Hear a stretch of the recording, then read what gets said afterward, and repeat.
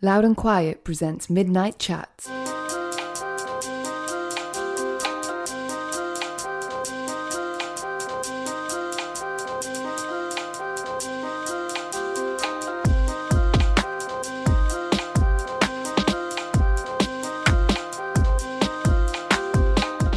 Welcome to the first episode of Midnight Chats for 2017. We've been away for a month or so. We had Christmas, then we had New Year, and not much goes on around then. It's pretty hard to be doing anything, isn't it? So we took some time off, and we're ready to get back to it now. And there's going to now be a podcast for every 2 weeks until the end of the year is the plan. We'll see how far we get with that. I'm sure it's not going to be an issue. Incidentally, if there's anyone that you would like to recommend that we try to interview for this podcast, we are all ears, basically because we're short on ideas at the moment.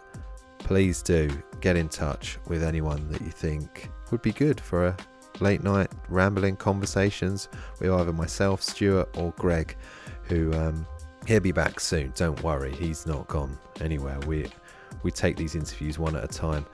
This first one of the year was done by me, and I'll tell you a little bit about the situation in which I found myself shortly. Just a little bit of housekeeping before we get going. Boring as it is, I do need to remind people to please rate this podcast. If you subscribe on iTunes, I don't know if this counts if you subscribe on other things. Let's say it does for now. If you could just, rate it. Apparently it helps us out. Don't ask me why. I can't really get into the specifics of it. I don't know. But that would be helpful. Maybe write a comment. And if you subscribe to it, then that's good as well. Okay, that's that done. What else do I need to tell you about? Loud and Quiet. Maybe seeing as it's been a while, I should just kind of sell my wares generally. Loud and Quiet is a free music magazine which you can pick up all around the UK. So if you're listening to this maybe for the first time, maybe you've just been intrigued by the guest we've got this week, please do check out what Loud and Quiet is.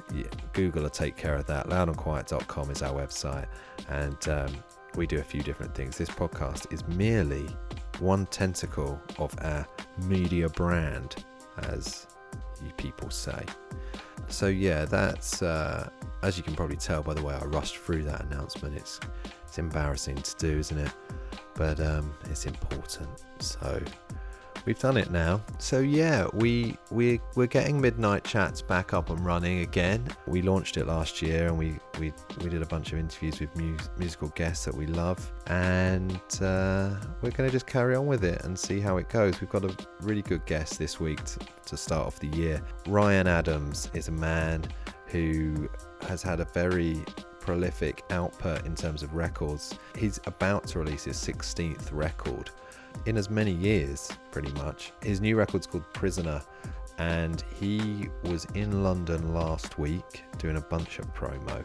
I think he was doing a lot of promo, and one of those bits of promo was with me. He was at the Langham Hotel, which is opposite the BBC. It's a big old bastard of a building. Don't go to the toilet in the Langham, because you will be late for your appointment with Orion Adams if you do that, because the toilet is a jog away. Ryan was in this suite in the top floor of it had about 3 rooms, if you can imagine such a thing. And it was pretty late on when we had this chat. We were up against it a little bit on time.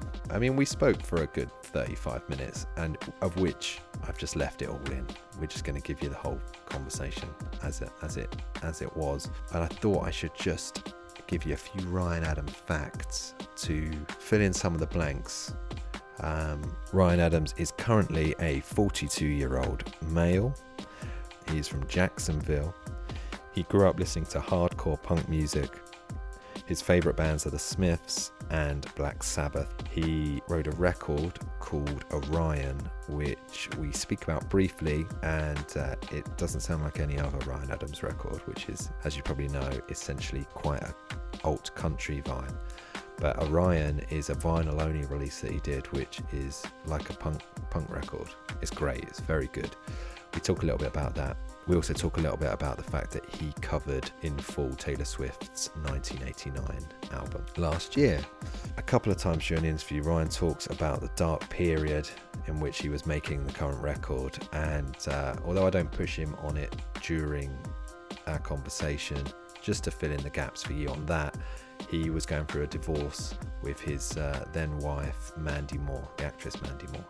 Ryan also suffers from Meniere's disease, which is a hearing disease, a degenerative hearing disease, which obviously, as you can understand, especially for a musician, is a pretty harrowing thing to have. And that's about it, I think. We start off the podcast talking about an interview that Ryan did with Little Bub, who, I don't mean to patronize anyone when I explain what Little Bub is, but some of you might not be aware that Little Bub is a internet cat who is far more successful than I will ever be, and much more loved than I am, I think, as well. Little Bub is, you can Google all this, but it's like a cute rescue cat that's always got its tongue sticking out. That's it in a nutshell. And Little Bub has a YouTube channel where she interviews people, including Ryan Adams, fairly recently. I had watched this interview at the day that I went to meet Ryan, and we have a chat about that. So that's, just to explain, that's what the nonsense is that we're talking about at the beginning. So yeah, this is my conversation with Ryan Adams. His new album, The Prisoner, is out next month. Please enjoy this, not live from the Langham Hotel, London.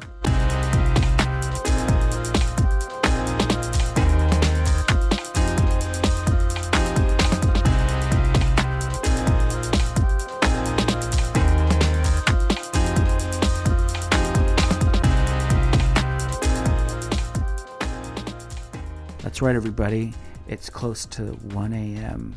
And it's edging into the witching hour.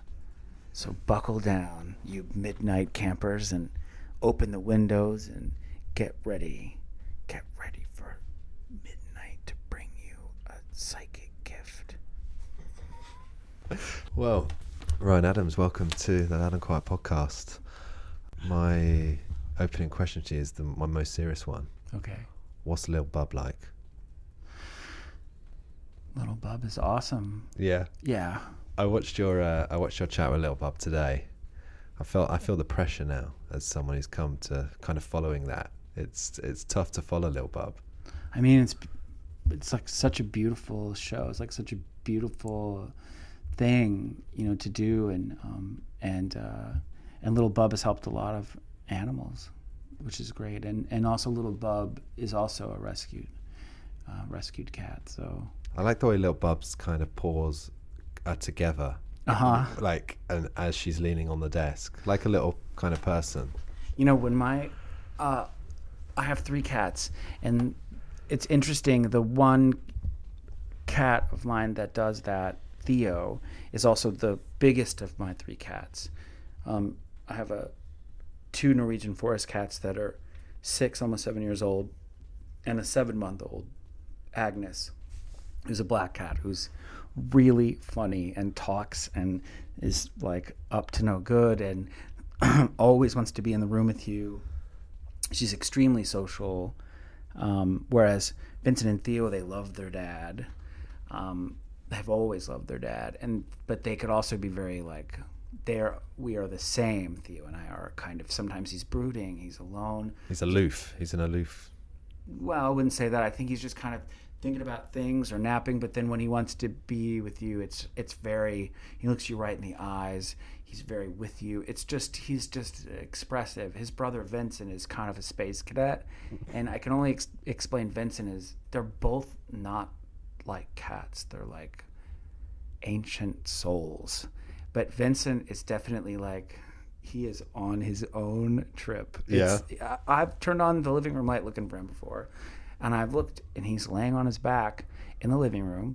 It's 1 a.m. He's by himself, and I walk over to him, and he's looking up at the ceiling with his paws in the air, purring, and just with this look on his face, like I don't know what he's doing. I'm like, what are you doing? You're such a weirdo. And he's just so funny.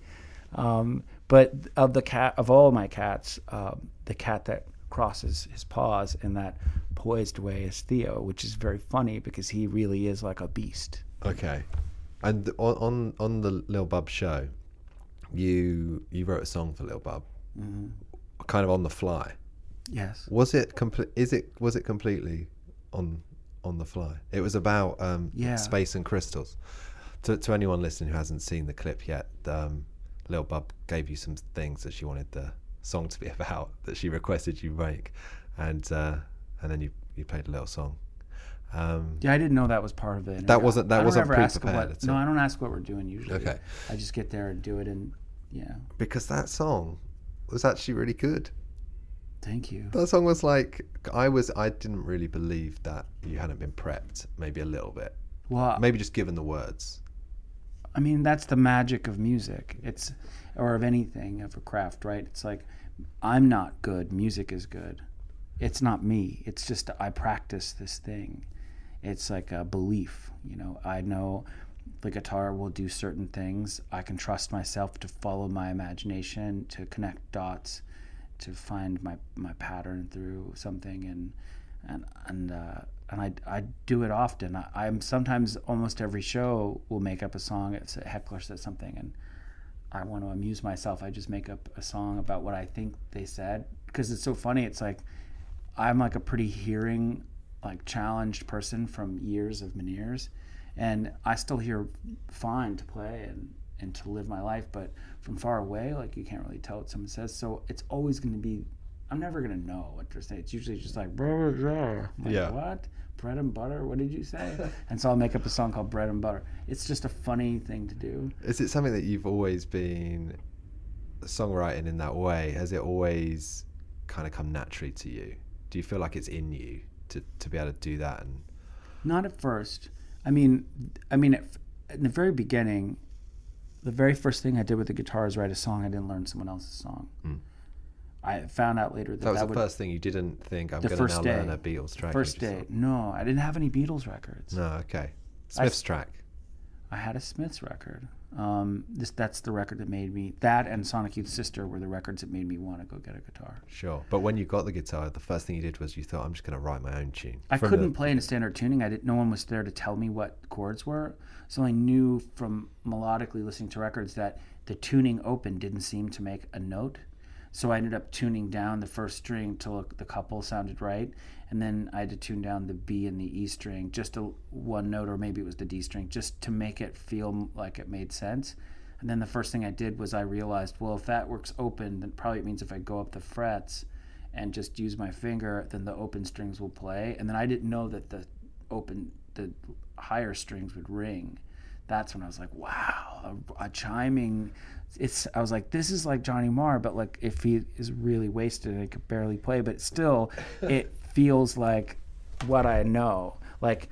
There's something in it. So in the first hour, I wrote a song, and then I was so excited by that there seemed to be another kind of riff that worked, and so I wrote that one, and that's all I did. I just played every day, experimenting with this tuning. I didn't even know that's what it was.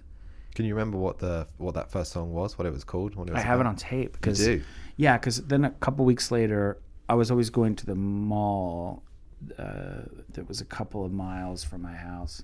I would skateboard there. It was pretty far, actually. Maybe it was more than a couple of miles, but I would go there because that's where I wanted to go pick up. When the Danzig self-titled cassette came out, I wanted to go get it. And I was on hold to get Daydream Nation by Sonic Youth, which was on hold for me. And I was so excited and to get it. And I went there, and I would always see these couple of guys in there that were weird. They seemed weird, but in a cool way. They were always saying stuff like, "You're always asking about SST records." So eventually this guy Jerry was like, "Do you play music?" And I said, "Yeah." And he was like, "I play bass." I was like, "Whoa." He's like, "Yeah, I know a drummer." He's like, I was like, "So what, do you play covers?" And I was like, "No." I'm like, I don't know how to play covers. I just make up my own songs. He's like, "Wait, really?" I was like, "Yeah." He's like, we got to jam, because my town was very small. So I didn't realize that would be unusual. I didn't know what anything was. So the very next thing I did is I went over to go to this place to jam where it had like a PA and a 4-track, and the guy that showed up to play drums was the guy that grew up and lived in the house behind my grandmother's house. So I'd known this guy, Alan, like my whole life, but we never really interacted. He was older than me by 10 years. But by this point, I was, mid-teenage years and playing guitar, and he was in his early 20s, and we just started to jam. I showed them the song, and we started to jam it, and right in the middle of the jam, Jerry must have lunged over and pressed record on the 4-track, which have already had enabled the tracks, because at first I have that cassette still, and it starts with me going into my first improvisation in the riff, and I just was so excited at the moment that my fingers went up the frets, and I just started going like while the lower lines are still doing whatever it is, and Alan was playing these drums. We sounded incredible, but I had the very first second of ever playing with musicians and ever it going off. It's on tape, and it's both of them have passed away, which sucks. Jerry passed away early, and Alan died only a few years ago. He died at the very end of my marriage, when I was separated. In fact, right around the time I was separated, in maybe close to the day. So it was really weird to think about that, but it's so cool to have that on tape, to be able to hear them and hear this, like being from a small town, like making this incredible thing out of it. And do you ever listen back to that bit of music? When was the last time you put that tape on? Well, when I moved house, after I was divorced, and I was got a new place, so I was going through things periodically, and that was one of the things I was most excited to see again. And it's funny because when you change your life after 7 years, it's like I got new furniture, I got stuff that was more my taste, and I was able to kind of open boxes and things I hadn't seen in a while, and getting that box of cassettes was awesome. Hooking up the stereo and putting in a few of those was just incredible. I've had a lot of them saved for posterity, to be documented in case anything happens to the cassettes, because they're the only remaining copy of a lot of it. Sure. And that's around the time of 15, you say, around that age? Yeah, 14, 15, I think, somewhere around there. Because I split by the time I was 16, 17 years old. I was gone. Sure. And now we're in the beginning of 2017. You're about to release your 16th album. Pretty much in as many years, really, give or take a couple of months. By my workings. And there's a lot of side projects and 7 inches and records that have been made but people haven't heard. So I mean, there's a lot of work, but that's normal. That should be the norm, right? I definitely think that should be the norm, but I think kind of for our generation of artists, I think maybe it's become not the norm, hasn't it? Because I just think most people get stuck with the idea of bands who release like an album a year or sometimes multiple albums a year was kind of maybe more of a 70s and a 60s thing, or like the Smiths, for example, in the 80s. But then kind of in the 90s, people kind of got a bit more lazy. But you haven't. You've been very, very prolific with your output. Yeah, the Smiths did. This is incredible to think about this. The Smiths did everything they ever did in 5 years. Yeah, it's insane. And they were 18. Yeah. Johnny Marr was 17, 18. Yeah. When he started this. Think about that. I know, it's mad. And he was 23 or something when he ended. That's unbelievable. Yeah. I mean, that says it all. That's kind of like, it's not even just incredible, but most people at that age aren't. I mean, the complexity of that stuff is beyond comprehension to me. So, also I was basically raised by my grandparents, and they were Depression era born, in the American Depression, and had survived that, and they stayed busy. That's what they did, and also that's kind of what grandparents do. They keep busy, and they always have a project. And so I grew up around that feeling of, the times that you really just lay around in the sun and allow yourself to be like tranquil, it's not boredom. It's like you do it because that's what you are deciding to do. And I think that there's something to that my personality, where I'm not doing something to just stay busy. I'm compelled to do it. I love it. It's what I would choose to do. Yeah. And I have foregone all kinds of things in order to just stay, you know, in the midst of this, you know, music that I love and that drives me, and it's a passion, you know. So Yeah. it's interesting. It's like, and now that I have done it for so long, it's like people go like, it's your job, and I'm like, well, it's my hobby. It's also my passion. It's all those things. I mean, I'm not playing guitar from the second I get up to when I go to bed, but I prefer to do it. So The Prisoner, the 16th album. Last night you had your listening party for it. Is that kind of situation strange when there's like a playback of the record and there are people there listening to it for the first time and you're in the room? Is that how it was last night? I wasn't there for a playback. Oh, you weren't there for that? I don't even know if there was a playback. Maybe there was. Was there not? Okay, I don't know. I was doing interviews all the way up until I walked out to do the interview with the guy. Sure. And then played. So I have no idea what happened before that. Okay. And in fact, I didn't even know where it was going to be until I had gotten there. I didn't see it. I just thought like, oh, and then I was doing press, 20-minute interviews for a couple of hours, maybe more. And then they stopped for 30 minutes or 40 minutes, and then it was time to do that thing. Yeah. How did it go? How did the songs feel? They felt, I don't know, that's such a relative question. I mean, I felt them very deeply. Yeah. I don't know how to describe the sing it. But when you're putting out a new record and you're going and playing shows for the first time and playing those tracks to people, does that feel, what's your kind of feel? Are you anxious of how they're going to be received? Are you No. just completely excited the fact that you're going to get to play them out? No. What are you feeling? I don't have expectations about that. Like that's just going. I don't experience it. I do it. This is very hard to describe. I worked very hard to be at this place, but there's no question that that's what's going to happen. It's going to happen, but I just, in the moment, that's what I'm doing, and it will be what it is, and I allow myself to get lost in the narrative of what's happening so that I could be free in it, and I could really not just play, but I'm being a witness to how it happens, and I'm being my genuine self. And I know that's hard to describe, but it's no different than the way we're talking now. It's Sure. a conversation, and it's just projected, and it's I don't know if other people are like that. I just don't. It's not because I'm cool. I just didn't.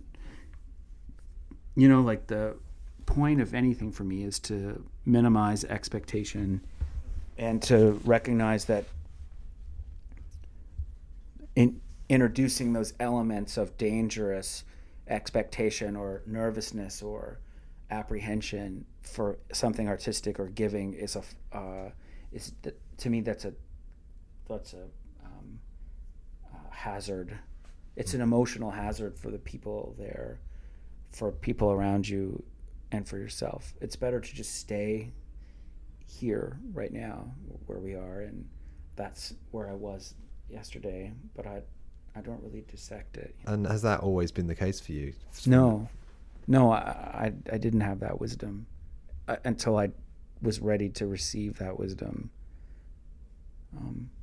But I'm hoping that, I don't know, I'm hoping that it's because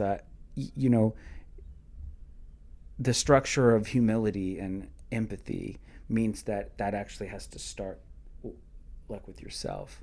And the benefits of that are not only that you give yourself a break, but you eventually give everything a break. You see it. you just witness what's happening, and then you could, I think, become less fussy and more transcendental to the stuff that's happening, so that you don't project. I guess that's the idea. It sounds very strange. It sounds like I'm trying to be more complicated than I am, but what I mean to say is, like, I don't like to manifest something from music. Like this interview, if it turns out we do it, and although it's different because we're on, it's midnight, we're on the air, on the internet, but like when I do an interview, I realize, like, the person can be really cruel to me. I've just answered everything the way I can. I don't have any control. But either way, what am I going to do? Like, I can only be myself. So it's like the more expectation that's there, and the more I allow that to consume me, it's the more dangerous it is. Unless, obviously, like, you're intervening in someone being generally cruel to everyone, or hurting people for no reason, it's just music, Yeah. So it's, I mean, I've gone a long way out of my way to remember that, like, there shouldn't be anything more to it, So with that in mind, when you start writing a new record, which is very often in your case, as we say, you release a lot of music, do you, from the sound of it, you're not thinking, you don't have an anxiety or a worry about what you're going to do. How do you approach an album like The Prisoner? Do you think, I'm going to make this, I want this to be this type of record, or what's your thought process when you go in to make a new record? I don't have any process. I just book the studio. Like in this instance, I booked the studio in New York so I could be with my best friend Johnny. And then I went there and I didn't think about anything until I got there and plugged in the guitar. It was already set up and the sound was great. And we rolled tape when Johnny and I felt like it, and then we just would let new songs evolve, which is pretty cool. Some of them I had kind of worked on before, and I would sort of say, I've got this song, it feels like this, and I just play it for him a little bit, and he'd be like, okay, cool, I don't want to know anymore, let's just do it. And we would just go on faith of how that would be, and typically it would be great. He just could feel those changes happening, and he is really empathetic. He's awesome, and he could flip it so fast that I have to change who I am in that moment to sort of, so it stimulates what's happening in the song sometimes before it's supposed to happen, so that, like, it creates a new moment. He's just very smart that way, and he and I are really linked up mentally. I mean, I think we know each other so well. There's so much trust, and there's so much humor. We're always laughing. It's so comfortable. That's just kind of how it is. But I mean, I didn't even know I was going to write a record. I broke or fractured a rib. I had like a cracked rib and a pulled muscle under my rib from being on tour. And I got out of my bunk in a weird way, and I twisted myself where my foot didn't land where it was supposed to on one of the bunks, and then my side came down hard on the side of the bunk, and it just pulled a muscle on my rib, and it just cracked the side of it, so I was in a bunch of pain. I don't drink or take drugs besides I smoke pot. Like, I take edibles and stuff. Marijuana is very good for people who are suffering from degenerative diseases like Meniere's and other diseases, and it's actually probably why I'm still alive enough to do music, which is awesome. It's just helped me so much.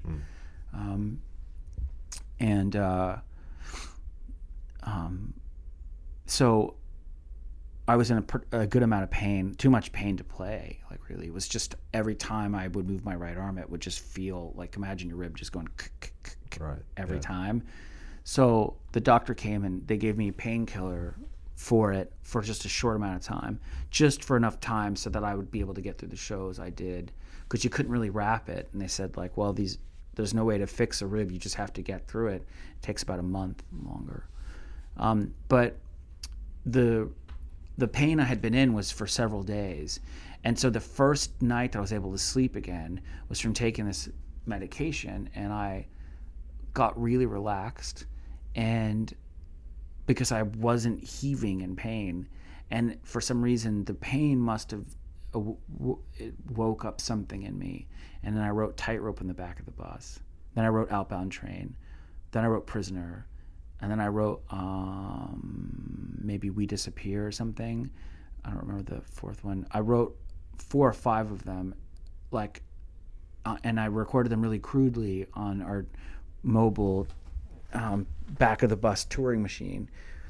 And they sounded pretty cool. The guys from the band were, playing on them. We used a drum machine on them, and I was like, wow, I gotta get to New York. Like I gotta get. I didn't want to go to my studio in LA. I didn't want to be reminded of what was going on in my life. I didn't want to think about the impending awfulness that would happen. So I went to New York, and I just got free. I just did them, and I didn't stop. So how would an album like Orion or 1989 kind of compare in terms of the idea of you kind of, presumably they're not records where you kind of just booked a studio and just kind of, because you went in with, you knew what you were going to do, and there was kind of a theme to it, I guess, in a way. Well, Orion, no, not really. Orion was recorded, the metal sci-fi concept record thing. I love that record, by the way. That was recorded in the couple of hours of night after the guys that were recording with me during Easy Tiger would want to take off from the studio. And I don't remember what it was, but they wanted to be gone for a couple of days. So Jamie, who was recording it, who was a really great drummer, he would go play drums, even though he's producing, and I would have the riff, and I would write out what was going to happen, and we would basically just record that stuff. And when we got the couple of days off before they were coming back, he didn't have any place to go, neither did I. So we're like, let's just use the studio time and let's finish this project that we were working on. So we hooked up a synth. We got some robot effects vibes, because back then, Pro Tools was still new, and Jamie was really good at it. I wanted to use tape, and we used that for the record, I think. But so we just did that on the fly, and that was a thing to do while Easy Tiger was being made, because we just make music, And then weirdly, 1989 is the same way. I was in the middle of making the new record, and I had a week and a half or something off, or 2 weeks, where I had to be back in LA, and then I was going to get to go back to New York to record more. So during that time, my friend Todd, Totally Todd, from La Serra, who is like my guitar teacher, but also like my very, very good friend, he and I love to play music together. And Nate Lotz, who plays drums in my band now, at the time was playing with Halsey, but he had played on the La Serra record. And he and Charlie, the guy that plays bass with me now, who engineered Easy Tiger, but then later would come to LA, I'd find out he was there, and he runs my studio now. And then I found out he played bass, so I forced him to be in the band with me because he's a great bass player, and he was stoked to do it. So all 4 of us just like to make music. We'll make anything. And that week just happened to be a week where we weren't doing another project. And so we just wanted to we were like, let's just make something. So I didn't want to write anything heavy. It wasn't into that mood, but I wanted to play. And there was no one else around that wanted to record. So we just said, I came in and said, let's cover this record. It'll be difficult, but it'll be fun, and we'll be able to find cool guitar stuff to do. And that's how that started. It's just an act of playing, It's like, that's what music's about. It's just exploring. I just wanted to ask you a little bit about the label, Okay. Paxam, and the fact that you now release for your own label. But I read that the label kind of started as kind of an imaginary label when you were at school, and you'd hand out tapes, compilation tapes with bands on, made up bands, but you would have played all of the tracks. That's true. And you would have written you would have See, so just to explain this, these were like cassette tapes you're handing around, and it looked like there were like maybe 10 bands on, but they were all you, and they were in different styles, and you'd played everything on them. And and the label that they were on was what is now your label, Pax Americana. Yeah. And what I mean, kind of, that's quite incredible that you were doing that it's a very small town with nothing to do. Okay, right. But how old are you? How old are you when you're doing that? I that would have been before I left for good, so I would say 17. I would say that's probably late 16, mid 17, somewhere around there. I mean, I wasn't thinking about how old I was at the time. Yeah. So, but it's like, I mean, it's the last sort of thing I was doing before I split. So what kind of? Can you remember any of the band names that were on there and what the styles of those bands were? There was a band called Voltron that was like weird math metal, Rush math metal kind of stuff. There was a Sonic Youth kind of sounding band called Season of Lent. There was oh my god. These are good names. Like, did they just have one track each? Like, Season of Lent had one song on there, and then there were more than one song because I would get into the grooves of them. Okay. And then I used some of my actual side project bands as tracks like that I would play with different people in town. There was a few of those on there, like an early band I had that was still kind of together, Cotton. The name came from Cotton Crown, the Sonic Youth song, that had a song on there. And then I don't remember all the band. I want to remember them all now though, because there's some really bad stuff.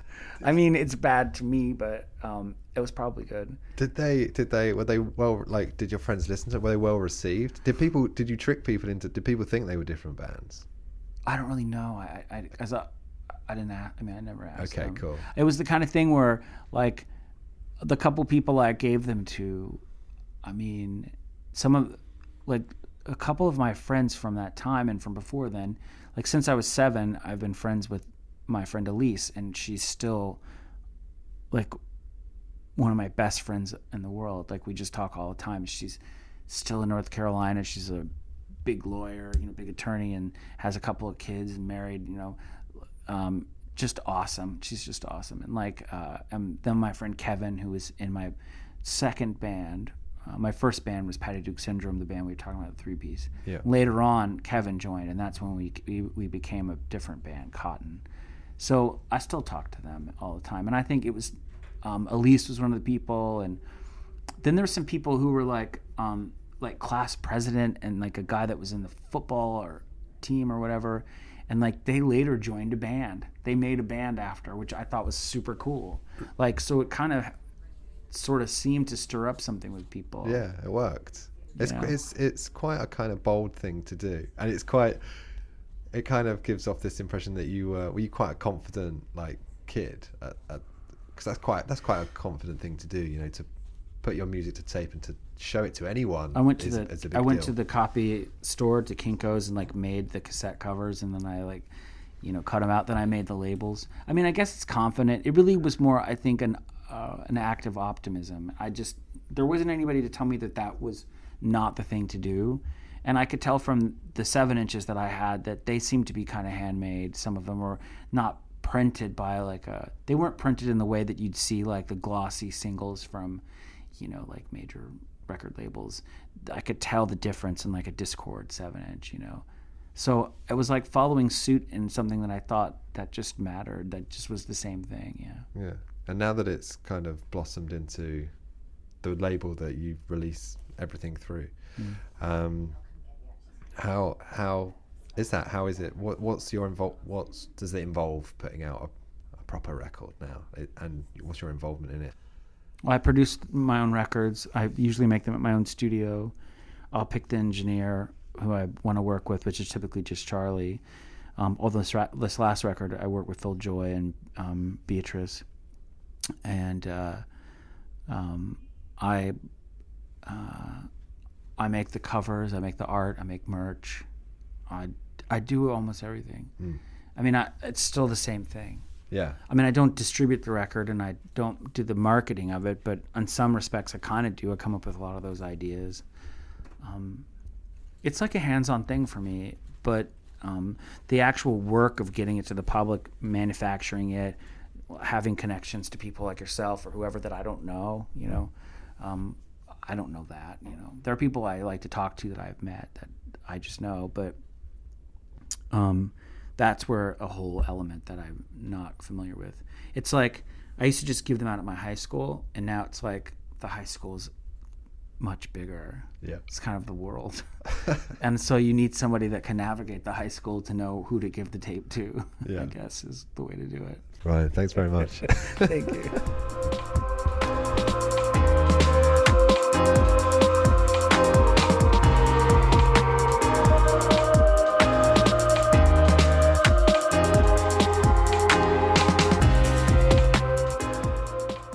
Midnight Chats is a Loud and Quiet podcast. Production by Emma Snook. Music courtesy of Gold Panda. Search Midnight Chats on iTunes for more episodes and to subscribe. For more information, visit loudandquiet.com.